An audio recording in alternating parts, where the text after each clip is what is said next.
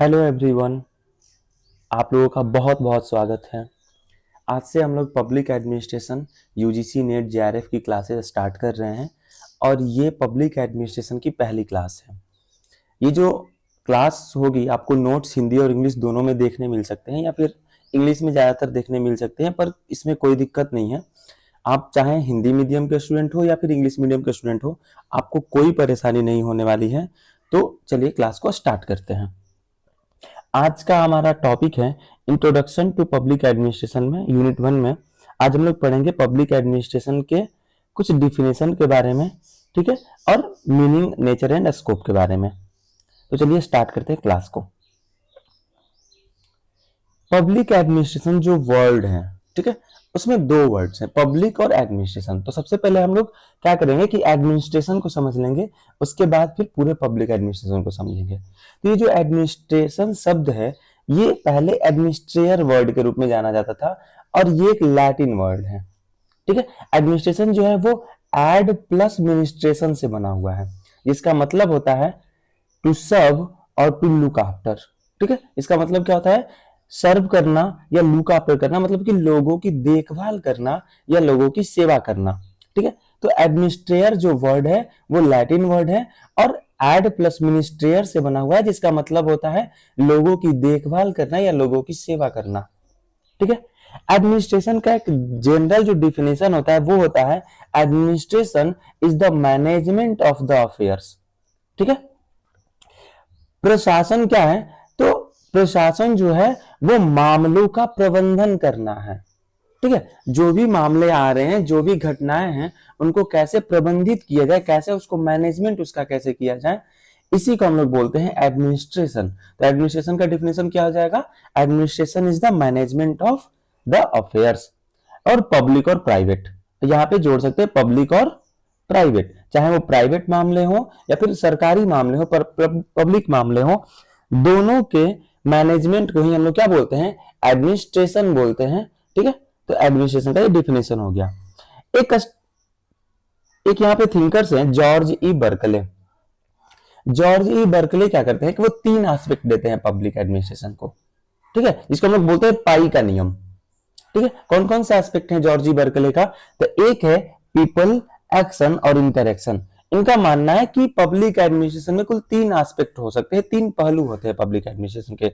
इसमें जनता होती है, लोग होते हैं, लोगों के द्वारा कुछ काम किया जाता है और काम और लोगों के बीच में क्या होता है? इंटरक्शन होता है, ठीक है। तो ये पब्लिक एडमिनिस्ट्रेशन के 3 एस्पेक्ट देते हैं, पीपल, एक्शन और इंटरक्शन। ये जो एस्पेक्ट है वो एक बुक में देते हैं जिसका नाम है द एडमिनिस्ट्रेटिव रिवॉल्यूशन, ठीक है। ये जो बुक है द एडमिनिस्ट्रेटिव रिवॉल्यूशन, ये बुक 1971 में पब्लिश होती है, ठीक है। तो यहां से 2 बातें आपको याद रखनी है।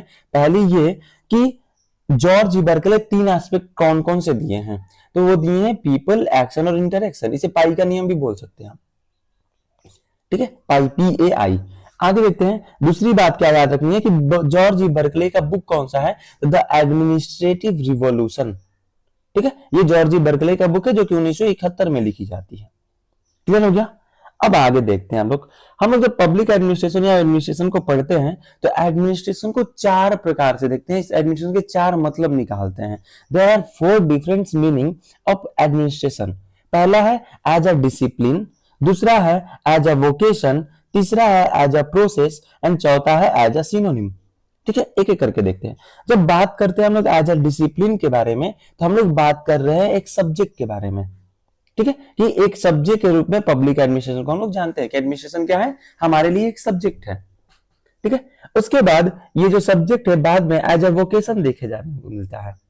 एज अ वोकेशन का मतलब कि एक प्रोफेशन के रूप में, जैसे जो भी ब्यूरोक्रेट्स हैं उनके लिए क्या है पब्लिक एडमिनिस्ट्रेशन, या फिर उनके लिए क्या है एडमिनिस्ट्रेशन? उनके लिए उनका एक प्रोफेशन है, तो एज अ वोकेशन देखने को मिलता है। उसके बाद देखते हैं कि एज अ प्रोसेस देखने को मिलता है, ठीक है। प्रोसेस का मतलब एडमिनिस्ट्रेशन का जो प्रोसेस होता है वो क्या होता है? पॉलिसी को इंप्लीमेंट करना, ठीक है। तो जब एडमिनिस्ट्रेशन पॉलिसी इंप्लीमेंटेशन का काम करती है तो उसी को हम लोग बोलते हैं कि ये एक प्रोसेस चल रहा है। और चौथा जो इसका मतलब उनके आता है वो आता है एज अ सिनोनिम, ठीक है। एज अ सिनोनिम का मतलब कि कभी कभी हमें एडमिनिस्ट्रेशन को देख के ऐसा लगता है कि मानो ये गवर्नमेंट है, ठीक है। तो ये एज ए एग्जीक्यूटिव या एज ए गवर्नमेंट दिखने लगती है हम लोग को। ठीक है, तो कुल 4 डिफरेंट मीनिंग होते हैं। याद कैसे रखेंगे इसको थोड़ा सा समझ लेते हैं। देखिए, एक पर्सन है, एक लड़का है जो कि सिविल सर्विसेज की तैयारी करने जा रहा है। ठीक है, तो क्या करेगा, सबसे पहले एडमिनिस्ट्रेशन को एज ए सब्जेक्ट पढ़ता है। वो जब वो एज ए सब्जेक्ट पढ़ता है तो वो एक प्रोफेशन में जाता है, मतलब उसकी जॉब हो जाती है। ठीक है, जब एज ए प्रोफेशन में वो ड्यूटी कर रहा होता है तो ड्यूटी में क्या करेगा, वो पॉलिसी इंप्लीमेंट करेगा। और जब वो पॉलिसी इंप्लीमेंट करेगा तो जनता के बीच जाएगा तो उसे क्या जाना जाएगा, एज एग्जीक्यूटिव या गवर्नमेंट के रूप में देखा जाएगा। ठीक है, तो ये एक स्टोरी बना के भी आप चारों मीनिंग को आप याद रख सकते हैं कि as a discipline, vocation, process and synonym.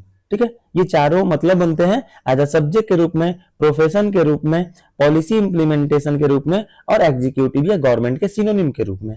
ठीक है, आगे देखते हैं आगे कि there are 2 essential elements of public administration या एडमिनिस्ट्रेशन।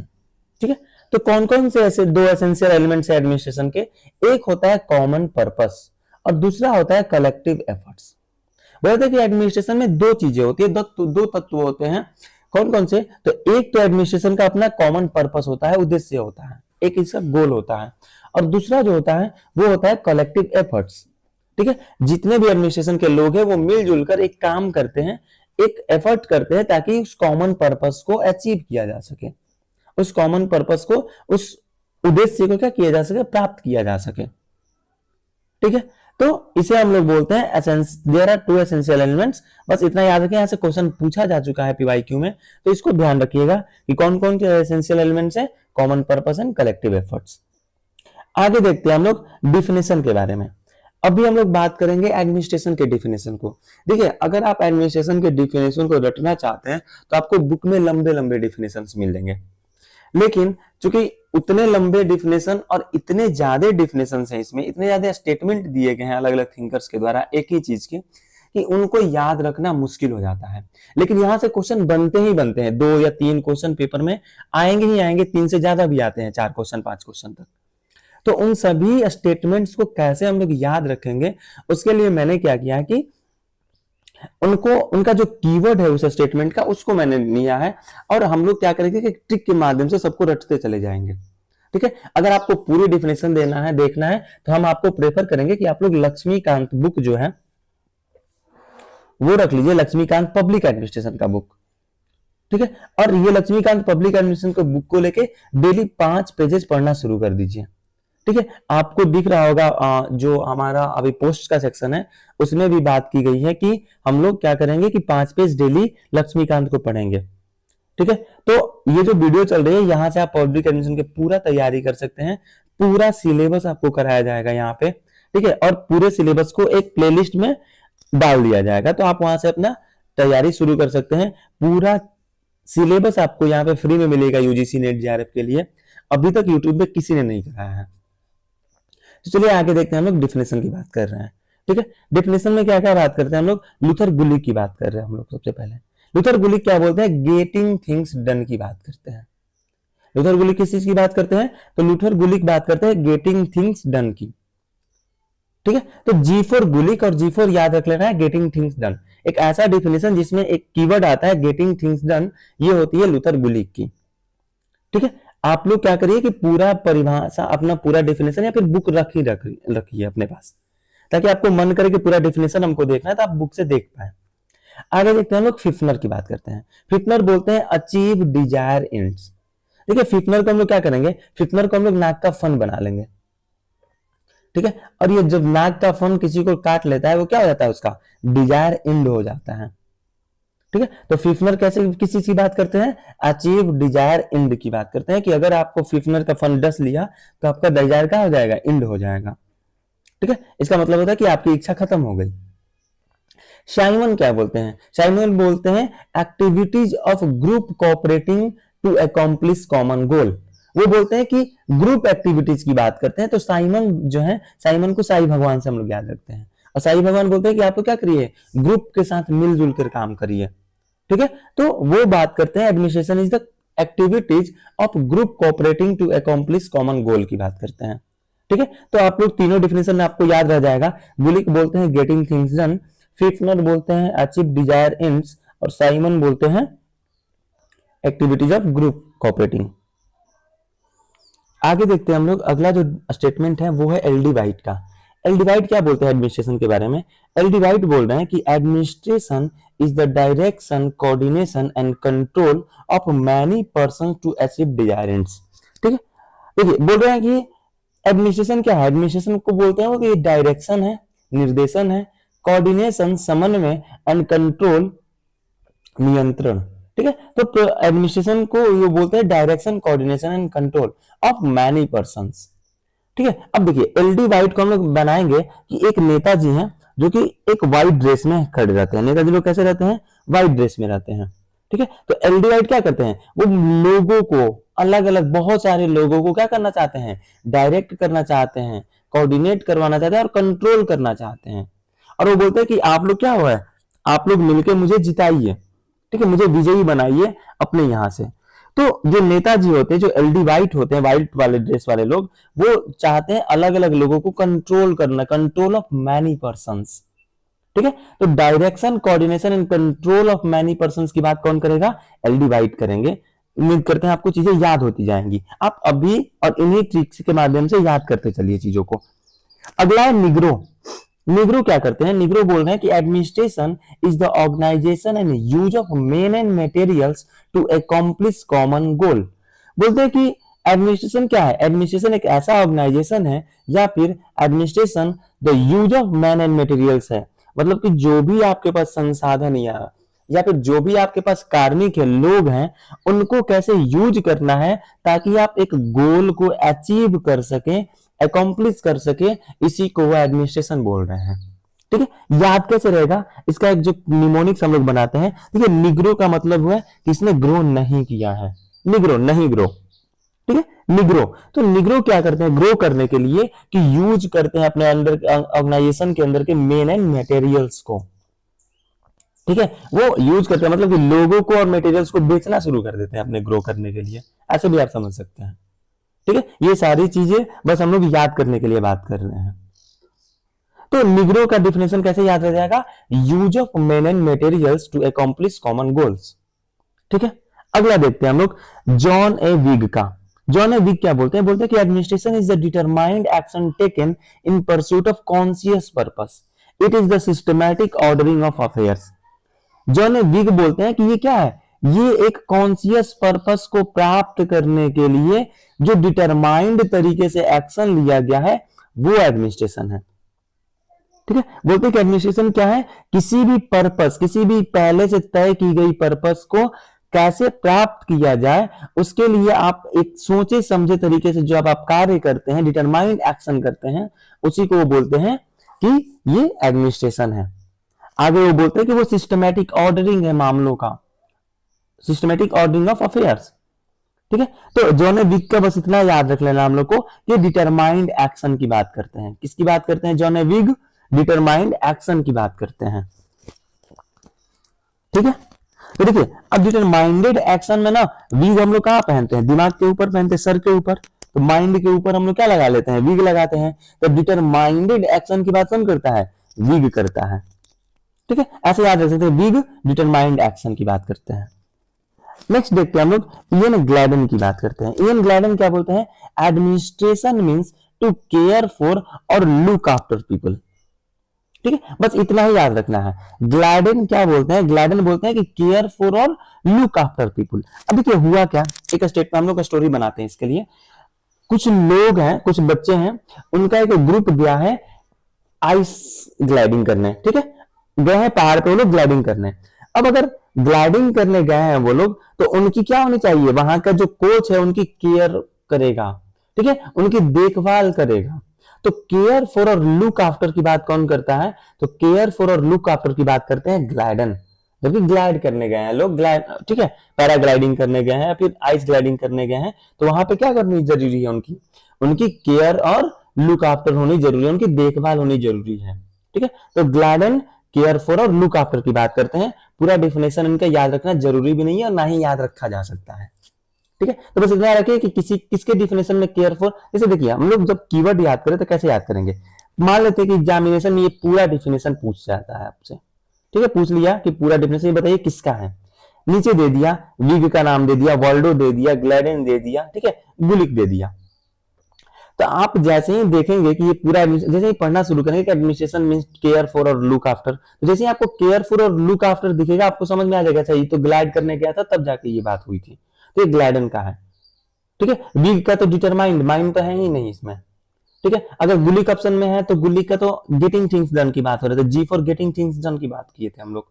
तो ऐसे आपको इजीली आप क्लिक कर पाएंगे एग्जामिनेशन में। ठीक है, तो आगे देखते हैं हम लोग वॉल्डो का डिफिनेशन।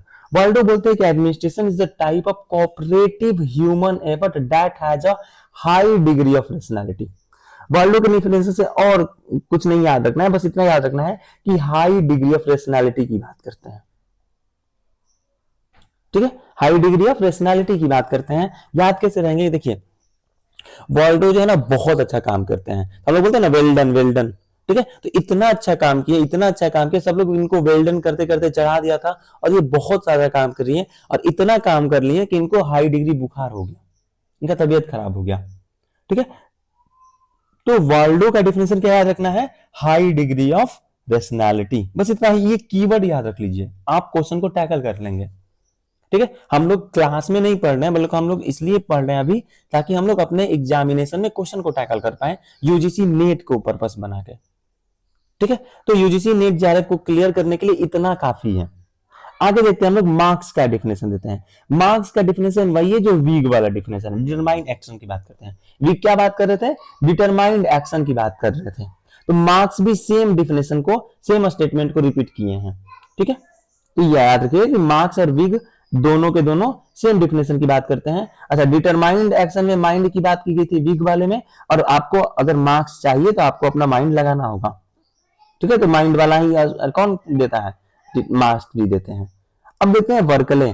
वर्कले क्या बोलते हैं, वर्कले बोलते हैं कि administration is a process involving human being jointly engage.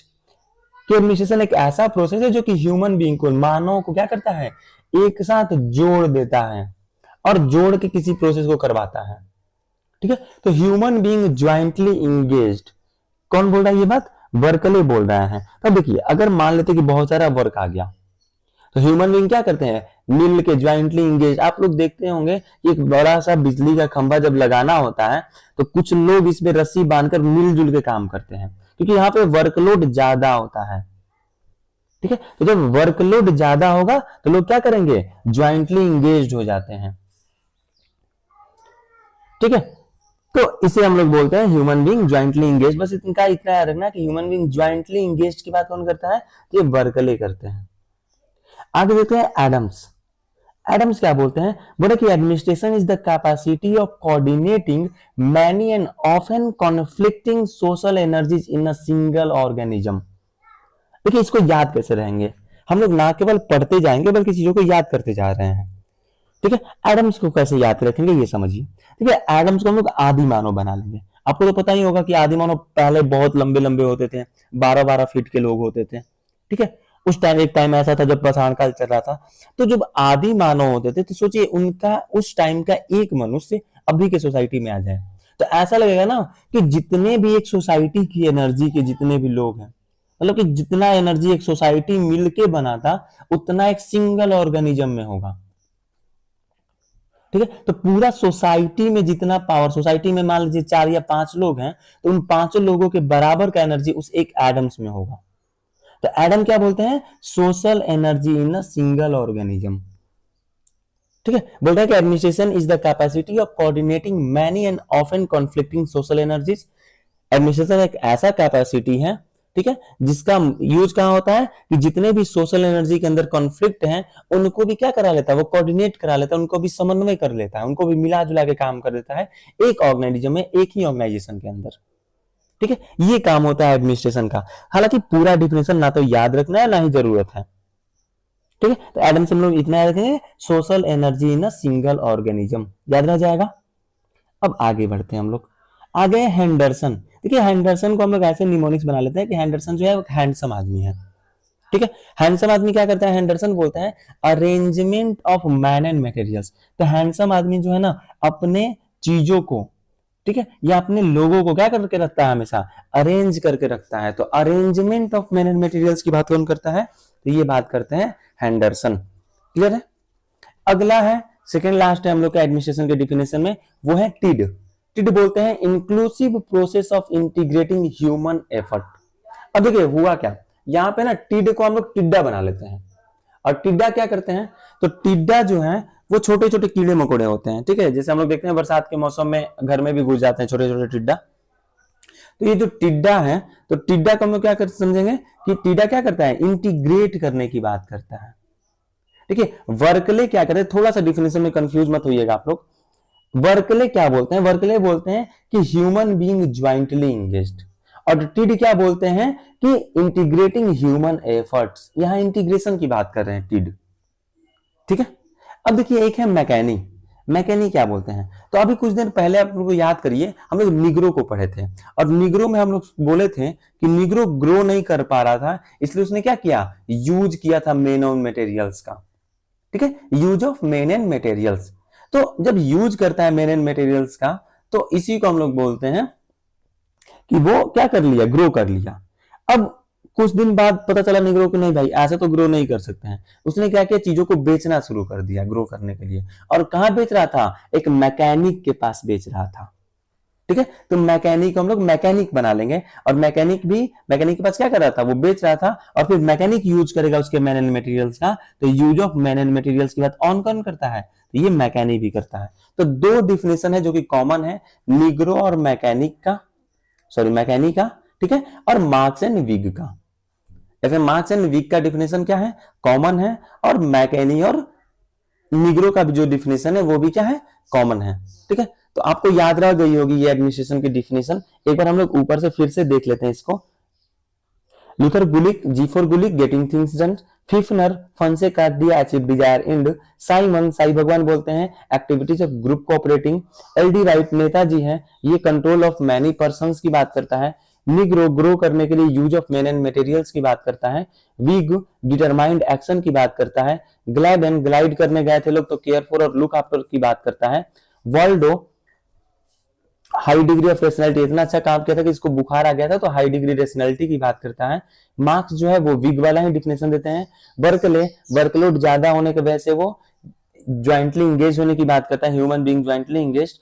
Adams क्या बात करते हैं, एडम्स बोलते हैं कैपेसिटी, एडम्स जो है वो social energy in single organism की बात करते हैं। हेंडरसन क्या करता है, वो अरेंजमेंट करता है मैन एंड मटेरियल्स की।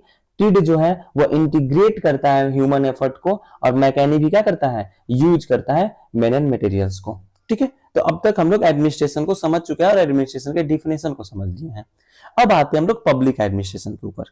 क्या है पब्लिक एडमिनिस्ट्रेशन, ये देखिए पब्लिक एडमिनिस्ट्रेशन में जब हम लोग बात करते हैं पब्लिक की, तो हमें ऐसा लगता है कि हम लोग जनता की बात कर रहे हैं, लेकिन ये जो पब्लिक एडमिनिस्ट्रेशन का पब्लिक है, इसका मतलब जनता ना हो कि सरकार से, गवर्नमेंट या रिलेटेड टू गवर्नमेंट, या तो सरकार या फिर सरकार से संबंधित है।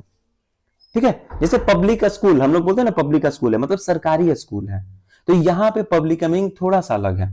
तो पब्लिक का मतलब क्या हो जाएगा, यहाँ पे गवर्नमेंट हो जाएगा। पब्लिक एडमिनिस्ट्रेशन क्या है, public administration means organisation and direction of public और गवर्नमेंटल अफेयर्स। तो पब्लिक एडमिनिस्ट्रेशन का मतलब क्या हो गया यहाँ पे, organisation and direction of public और गवर्नमेंटल अफेयर्स। ठीक है, हम लोग ऐसे भी बोल सकते हैं इसको कि मैनेजमेंट ऑफ गवर्नमेंटल अफेयर्स। ठीक है, जब हम लोग गवर्नमेंटल अफेयर्स का मैनेजमेंट करते हैं तो उसी को हम लोग क्या बोलते हैं, पब्लिक एडमिनिस्ट्रेशन। मतलब कि एडमिनिस्ट्रेशन कैसा, अब पब्लिक और प्राइवेट दोनों नहीं, केवल और केवल पब्लिक का। ठीक है, केवल सरकारी मामलों का प्रबंधन करना क्या कहलाता है, लोक प्रशासन कहलाता है। आगे देखेंगे इसके भी डिफिनेशन को। लोक प्रशासन के जो पिता हैं, ठीक है, पब्लिक एडमिनिस्ट्रेशन के, उन्हें हम लोग बोलते हैं वुड्रो विल्सन। वुड्रो विल्सन जो है वो फादर माने जाते हैं पब्लिक एडमिनिस्ट्रेशन के। और वुड्रो विल्सन का जो ये विचार आया था पब्लिक एडमिनिस्ट्रेशन का, इसको हम लोग समझेंगे अभी स्टोरी में आगे। वो विचार आया था ब्लंसली से, सॉरी ये नाम गलत है, ये आया था ब्लंसली से। ठीक है, ये विचार कहां से आया था, इनको ब्लंसली से आया था। ठीक है, कहीं कहीं पे पब्लिक एडमिनिस्ट्रेशन के फादर के रूप में लॉरेंस वोन स्टेन को भी माना जाता है कुछ कंट्रीज में, तो बस इसको ध्यान रखिएगा। बाद बाकी जो पब्लिक एडमिनिस्ट्रेशन के फादर हैं वो है वुड्रो विल्सन। आगे देखते हैं हम लोग वुड्रो विल्सन के बारे में।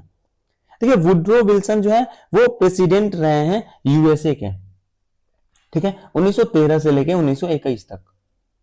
ठीक है, अब ये जो है क्या करते हैं कि 1887 में एक लेख जो है प्रकाशित करते हैं, एक ऐसे प्रकाशित करते हैं, एक जर्नल है जिसका नाम है पॉलिटिकल साइंस क्वार्टरली। ठीक है, तो पॉलिटिकल साइंस क्वार्टरली के अंदर एक ऐसे प्रकाशित पब्लिश करते हैं वो, जिसका टाइटल रहता है द स्टडी ऑफ एडमिनिस्ट्रेशन। और ये जो ऐसे है यहीं से जन्म माना जाता है public administration as a subject के रूप में। ठीक है, तो public administration as a subject के रूप में इनके ऐसे से आया, इसीलिए इनको क्या माना जाता है, पब्लिक एडमिनिस्ट्रेशन का फादर माना जाता है। ठीक है, तो इतना बात याद रखिए कि पब्लिक एडमिनिस्ट्रेशन के लिए जो ऐसे आया था वो है द स्टडी ऑफ एडमिनिस्ट्रेशन। कब आया था, 1887 के अंदर, और किस जर्नल में आया था, पॉलिटिकल साइंस क्वार्टरली में आया था। यूजीसी ने एक क्वेश्चन पूछा है जिसमें पूछता था कि कैसा जर्नल था पॉलिटिकल साइंस का, क्वार्टरली था कि ईयरली था। ठीक है, तो इस वर्ड से भी क्वेश्चन आ चुका है, तो इस वर्ड पे ध्यान रखिएगा, ये पॉलिटिकल साइंस क्वार्टरली था।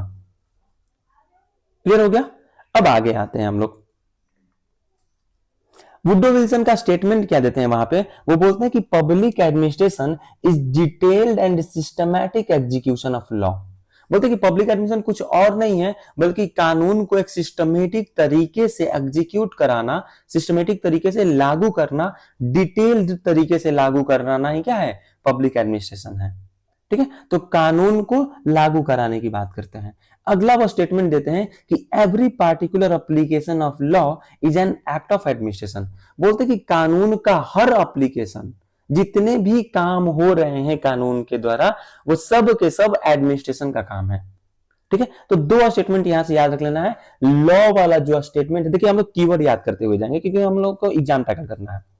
तो ये जो लॉ वाला स्टेटमेंट दिया गया है वो किसने दिया है, वुड्रो विल्सन ने दिया है।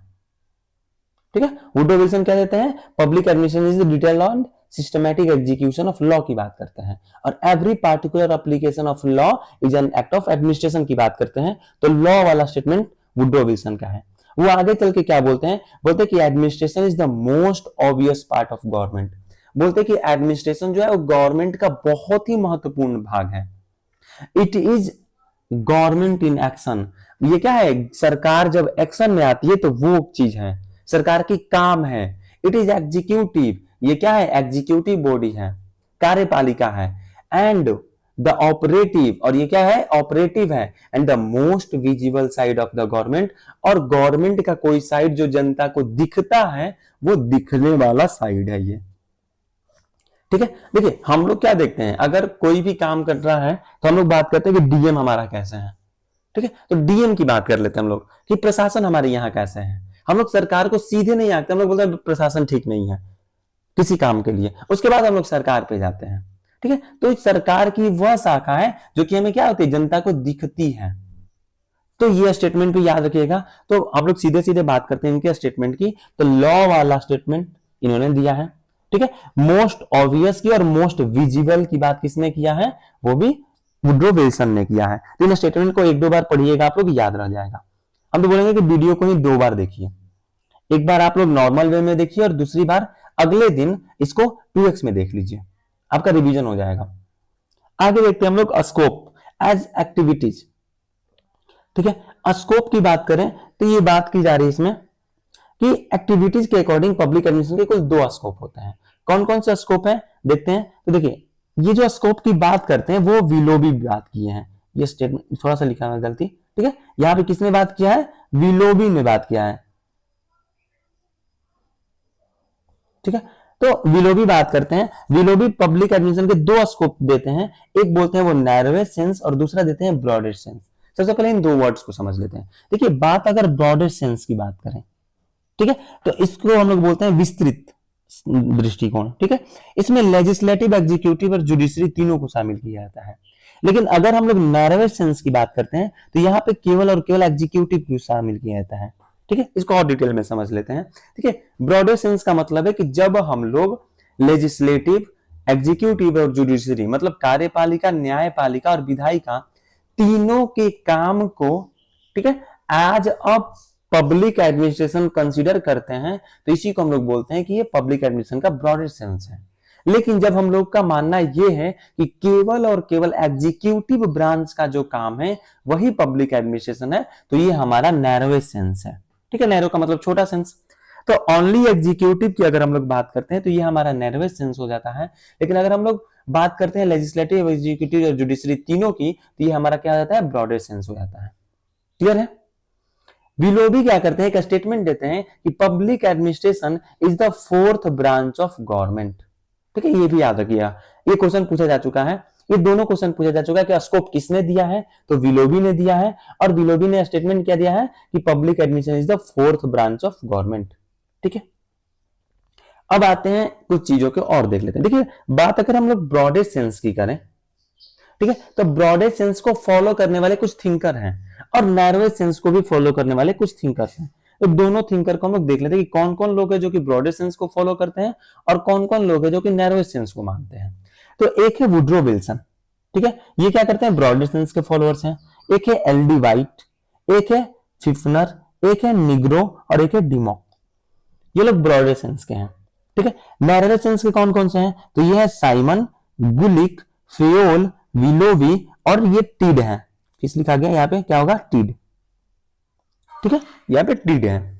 अब देखिए याद कैसे रखेंगे हम लोग, ठीक है, याद ऐसे रखते हैं हम लोग। देखिए बात करें वुड्रो विल्सन की, वुड्रो विल्सन फादर है पब्लिक एडमिनिस्ट्रेशन की। वो एक विषय के रूप में लेके आते हैं, तो कभी छोटी बात तो करेंगे नहीं। अगर वो नए नए विषय की बात करें तो बहुत सारी बात करेंगे, तो वो ब्रॉडर सेंस की बात करेंगे। ठीक है, ऐसे याद रख सकते हैं हम लोग कि भाई यही फादर है तो ये बड़े की बात करेंगे, पब्लिकेशन बड़ा है।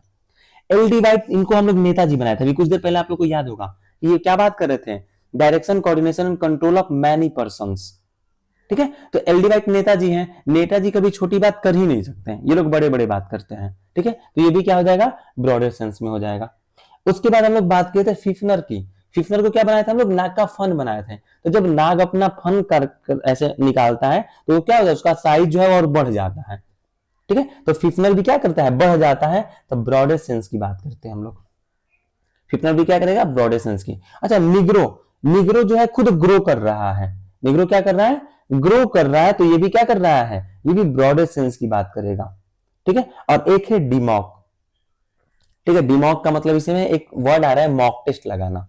हम लोग मॉक टेस्ट क्यों लगाते हैं किसी भी चीज के लिए, किसी भी एग्जामिनेशन के लिए, ताकि हमारा मार्क्स बढ़ते चला जाए। तो ये भी क्या आ जाएंगे, ब्रॉडर सेंस की बात कर रहे हैं। ठीक है, एक इंफॉर्मेशन आप लोग को देते हैं कि अगले सोमवार से हम लोग क्या करेंगे कि शाम में 4 बजे आप लोग को वीडियो मिल जाएगी, जिसमें 25 एमसीक्यू पेपर 1 के और 25 एमसीक्यू पेपर 2 पब्लिक एडमिशन के कराए जाएंगे। इस 25 एमसीक्यू में आपको लक्ष्मीकांत के पीछे के जितने भी एमसीक्यू हैं उनको कराया जाएगा, और अभी तक 2011 से लेकर 2026 तक जितने भी क्वेश्चंस आ चुके हैं पब्लिक एडमिनिस्ट्रेशन में, उनके पीवाईक्यूज आपको कराए जाएंगे 25-25 करके। ठीक है, तो आप लोग जरूर इसको करिए। आप भरोसा रखिए कि अगर आप मेरे नोट्स को कर ले रहे हैं और इस पीवाईक्यू सेशन को कर ले रहे हैं तो आप कुछ भी अचीव कर सकते हैं, आप आसानी से 240 प्लस मार्क्स कर पाएंगे। ठीक है, आगे देखते हैं हम लोग नैरोएस्ट सेंस की बात करते हैं। नैरोएस्ट सेंस में साइमन है। साइमन का जो मन है वो बोलता है कि साई भगवान बोलता है कि अपने मन को संकीर्ण करो, केंद्रित करो। ठीक है, तो साइमन हो गए। गुलिक गल गया, गुलिक क्या हो गया, गल गया, और गल के छोटा हो गया, मतलब नैरोएस्ट सेंस की बात करता है। एक फ्यूल है जो कि अपवाद है, इसको हम लोग लास्ट में देखेंगे। विलोबी जो है, विलोबी क्या करते हैं, विलोबी जो है विल्लो की बात करते हैं। ठीक है, मतलब कि नैरोएस्ट सेंस की बात करते हैं ये। और जो टिड है, टिड्डा की बात करते हैं हम लोग, टिड, तो टिड क्या होते हैं, छोटे छोटे होते हैं, तो ये भी नैरोएस्ट सेंस की बात करते हैं। ठीक है, अच्छा फ्यूल क्या है ना, फ्यूल एक पर्सन है। ठीक है, ऐसा मान लीजिए एक पर्सन है, इसके 2 पैर हैं और इसका ये पेट है, इतना ज्यादा फैल गया है इसका पेट, इतने ज्यादा चेयर पे बैठ बैठ के ये मोटे हो गए कि इनका एरिया अब नैरो हो गया है। मतलब इनके लिए घर के टेरिस और इनका घर के टेरिस पे चढ़ना भी इनके लिए मुश्किल है, तो ये बालकनी और रूम में ही रह जाते हैं। इनका एरिया क्या हो गया है, नैरो हो गया है। ठीक है, तो ये थे कुछ नैरोएस्ट सेंस के और कुछ ब्रॉडर सेंस के, ऐसे आप लोग याद भी रख सकते हैं। ये साइमन बोल रहे हैं कि मन को केंद्रित करो, छोटा करो। गुलिक गल के छोटा हो गया, फ्यूल फैल के छोटे हो गए। विलोबी जो है विल्लो की बात करते हैं, और टिड जो है वो खुद छोटे होते हैं। ठीक है, तो ऐसे याद रख सकते हैं आप लोग। आगे देखते हैं हम लोग the first book of public administration. ये बोला जाता है, एक क्वेश्चन पूछा जा चुका है पीवाईक्यू में 4 से 5 बार ये क्वेश्चन पूछा जा चुका है कि who is the first book of public administration. उसका नाम है introduction to a study of administration. ठीक ठीक है, उस बुक का नाम क्या है? Introduction to a study of public administration. Administration को कैसे स्टडी किया जाए उसके इंट्रोडक्शन वाला जो बुक है वो है पहला बुक पब्लिक एडमिनिस्ट्रेशन का। ठीक है, ये किसने दिया है? ये बुक देते हैं एल डी वाइट 1926 के अंदर। क्लियर हुआ? तो first book of public administration, introduction to a study of administration. याद कैसे रखिएगा? देखिए, किसी भी चीज को इंट्रोडक्शन कराना है आपको, उद्घाटन भी जैसे हम लोग को कराना होता है तो किसको बुलाते हैं लोग? नेताजी लोग को बुलाते हैं। तो एल डी राइट आएंगे और क्या करेंगे? इंट्रोड्यूस कराएंगे। तो introduction to study of administration किसका बुक है? ये बुक है एल डी वाइट का। ऐसे ही आपको याद रह जाएगा। अब देखते हैं father of American public administration. हम लोग कुछ देर पहले फादर ऑफ पब्लिक एडमिनिस्ट्रेशन देख चुके हैं, वुड्रो विल्सन थे। लेकिन अगर केवल अमेरिकन पब्लिक एडमिनिस्ट्रेशन के फादर की बात की जाए तो वो है फ्रैंक जे गुडनाउ। इनका नाम याद रखिएगा आप लोग। अमेरिकन पब्लिक एडमिनिस्ट्रेशन के फादर कौन है? फ्रैंक जे गुडनाउ है। और इंडियन पब्लिक एडमिनिस्ट्रेशन के फादर कौन है? तो ये एमपी शर्मा है। ठीक है, हम लोग देखेंगे आगे चल के ये कैसे पहले प्रोफेसर बनते हैं। जब हम लोग पढ़ेंगे present status of public administration वाला टॉपिक, तो उसमें हम लोग देखेंगे कि कैसे ये फादर क्यों माना जाता है इनको। ठीक है, तो एमपी शर्मा जो है वो इंडियन पब्लिक एडमिनिस्ट्रेशन के फादर हैं। क्लियर हो गया? अब हम लोग बात करेंगे डिफिनेशन ऑफ पब्लिक एडमिनिस्ट्रेशन। ये हम लोग अगले क्लास में करेंगे, क्योंकि अगर आज करते हैं तो क्लास लंबा हो जाएगा और आप लोग थोड़ा सा कंफ्यूज होने लगेंगे। तो हम कोशिश करेंगे, बोलेंगे आप लोगों से कि आप लोग एक काम करिए, इस क्लास को 2 बार देखिए।